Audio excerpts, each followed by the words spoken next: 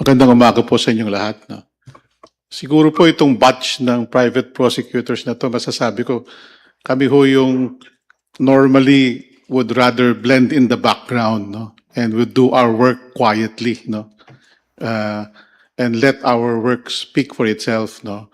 Pero dito po sa impeachment case na ito, kami po naglakas ng loob na mag-volunteer dahil sa tingin po namin, hindi na pwede po yung pipikit na lang natin yung ating mata samantalang may mga nangyayari sa ating lipunan na hindi nakatanggap-tanggap. No? At hindi na rin pwede na isa walang kibo na lang natin. No? So nandito po kami, we volunteered because we want to help out in the process of accountability ordained in the Constitution. No? We also want to, kagaya ng sabi ni Attorney Labay, na ipalabas yung katotohanan, no, dito sa mga nangyari, no, sa ating bayan. And we think that our little experience sa litigation at bilang mga abogado makakatulong sa ating distinguished panel of public prosecutors para mapalabas yung katotohanan. No? And sabi nga sa Biblia, and we will know the truth, and the truth shall set us free. No? It will allow us to rebuild our trust in the institutions, the public institutions, para makasulong ang ating bayan at ang ating lipunan sa pag-unlad na ating tinatamasa. Kasi kailangan nating mag-umpisa uli dahil sa mga nangyari dito sa ating bayan. And we can only do that if we can actually determine kung ano yung nangyari through this process of impeachment. Yun lamang po. Maraming salamat po. Thank you, Attorney Robles. Attorney, yes. And let's hear now from Attorney Divina Gracia. Okay. Magandang umaga po sa inyong lahat. It's an honor for me to be working with great legal minds in this very important constitutional process. Tulad po ng nasabi ni Attorney Ray, like the other private prosecutors, I joined the prosecution team for one reason, and that's accountability. I believe that we, the Filipino people, deserve nothing less than absolute transparency and accountability from our leaders. So I hope yung litigation experience ko po over the years will help in presenting the facts clearly and objectively to demand accountability from the Vice President. Thank you. Thank you, Attorney Divina Gracia. Si Attorney Jay, importante nga yung kanyang role dahil siya yung spokesperson, lalo na yung mga legal terms. May hear from Attorney Jay kung anong may bago bang development ngayon? Well, good morning, everyone. Well, first of all, we're very pleased to welcome to the team officially Attorneys Labay, Robles, and Divina Gracia. And I'm honored to serve alongside distinguished litigators, of course, together with the public prosecutors. And I'm not sure if I'll be allowed to take questions later after this so that I could give updates if necessary. Okay, thank you, sir. Ngayon po, pwede na nating tanggapin yung inyong mga questions. For the sake of orderly proceeding, kindly limit your questions to 2 and for 1 follow-up. And then, please wait your turn na ma-acknowledge kayo para po maayos ang ating proceedings. Para po sa unang magtatanong, let's recognize Tina Perez from GMA7. Good morning po. For Kongs De Lima and Jokno. The Vice President po invoked freedom of expression and the lack of proof that she contracted an assassin, as well as confidentiality of bank records and the AMLAC reports in her reply to the articles of impeachment. Ano pong masasabi niyo doon? Thank you, Tina, for that question, but I'm afraid that we cannot really dwell on that as extensively as we would, because that's already touching on the merits. That's part of the defense of the Vice President alleged freedom of expression and then the alleged confidentiality of BIR tax records. But we, of course, espouse the contrary view.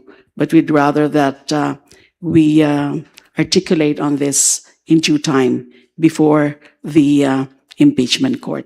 Kasi po malinaw naman po sa patakaran ng Senate Rules of Procedure on Impeachment Trials that prosecutors, just like senator judges, ay hindi po pwede mag-comment on the merits ng kaso. Ang pwede lang po namin ay yung procedural and magbigay ng updates, ng status of the case, but not dwelling into the merits of the case. Kasi depensa na po nila yan. Yung tungkol sa alleged freedom of expression that is related to the Article 4 on contracting of an assassin, grave threats, and inciting to sedition.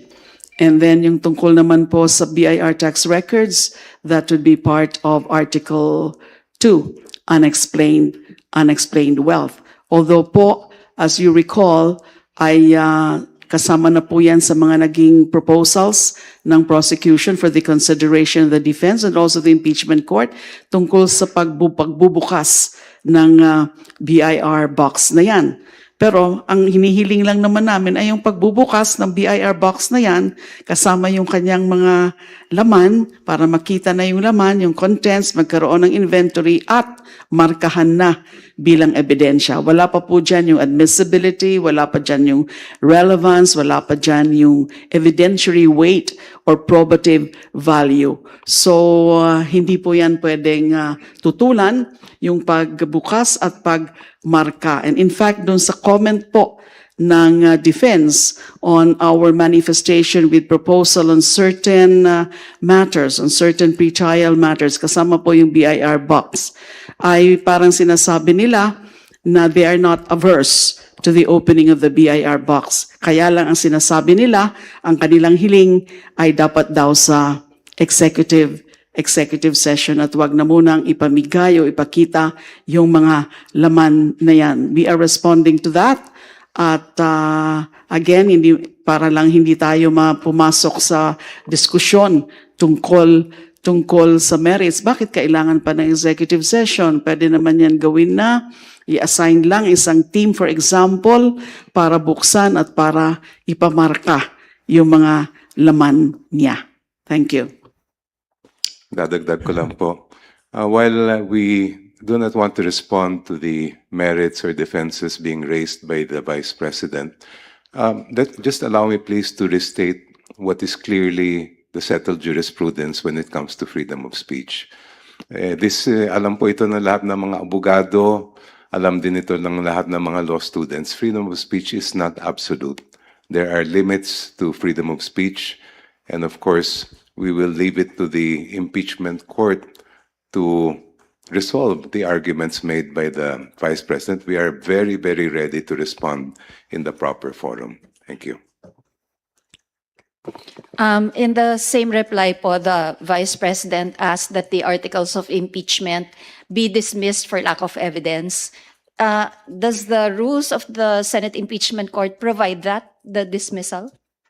The Constitution itself is very clear that once the House of Representatives has transmitted the articles of impeachment to the Senate, ang tungkulin po ng Senado bilang impeachment court ay litisin agad-agad ang kaso.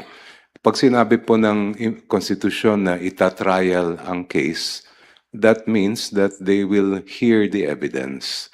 So as far as we are concerned, 2 points I'd like to raise. Number one, there's no room, in my opinion, in the Constitution for that kind of mechanism. And number two, hindi naman po appeals court ang Senado bilang impeachment court sa ginawa ng House of Representatives nung nasa amin pa ang kaso. Thank you. Additional lang to sa punto na yan. Maski mismo sa Senate Rules of Procedure and Impeachment Trials ay wala yung tungkol dyan na i-dispose na muna or kailangan muna ng pagtalakay dun sa mga defenses at yung dismissal. Kasi sabi na nga ni Kong Chel ay klaro po ang nasa saligang batas natin. The mandate of the Senate is to try and decide impeachment cases. Thank you. Baka lang po yung private prosecs would want to comment. Bilang karagdagan lang po, no, meron naman pong precedents na doon sa mga previous impeachment cases. No, doon po sa kaso ni President Erap at saka ni former Chief Justice Corona, no, that the defense attempted to raise issues to have the case dismissed at yun po ay binasura ng impeachment court. So maliwanag po yung precedent in that regard. And I guess it's also premature for them to be raising lack of evidence without first allowing the prosecution to present its evidence. All right. Annalyn? Good morning po, Ann Soberano of Bombo Radio Philippines. Good morning po, Attorney and Kongs. Good morning. Hiniling po ni BP Sara na i-void, no? Just a follow-up question lang din po related doon sa nauna. Hiniling po ni BP Sara na i-void ang impeachment case at ang sinasabi niya na ang pagbabanta kay Presidente ay bahagi ng freedom of speech. Sakali pong tatanggapin ng Senado ang nasabing argumento tungkol sa freedom of speech, yung pagbabanta ni Vice President Sara, ano ang maaring maging epekto nito sa pananagutan ng mga halal na opisyal? Thank you po. Malaki siyempre ang epekto na yan kung hindi papayagan yung pagpresenta ng evidence doon sa contracting an assassin and then making grave threats. That's Article 4 of the Articles of Impeachment. Paano yan? Anyone can just be blurting out all of those threatening words and remarks from a high official at that. And it's a high official, happens to be the second highest official of the land, making those threatening statements against the highest official. So ano na po mangyayari? Anybody can just do that. And then paano po yan? Ay karapatan din ng prosecution na ilatag yung mga ebidensya, i-prove yung punto na yan. Trial po tayo. So kailangan payagan ang pagpresenta ng mga evidence para ilatag yung facts for the consideration of the impeachment court at para malaman, makita, marinig ng sambayanang Pilipino. So that's merely, yung procedural na naman yan, technicality na naman yan, even if they're raising such freedom of expression. But again, karapatan ng prosecution to prove its case against the Vice President.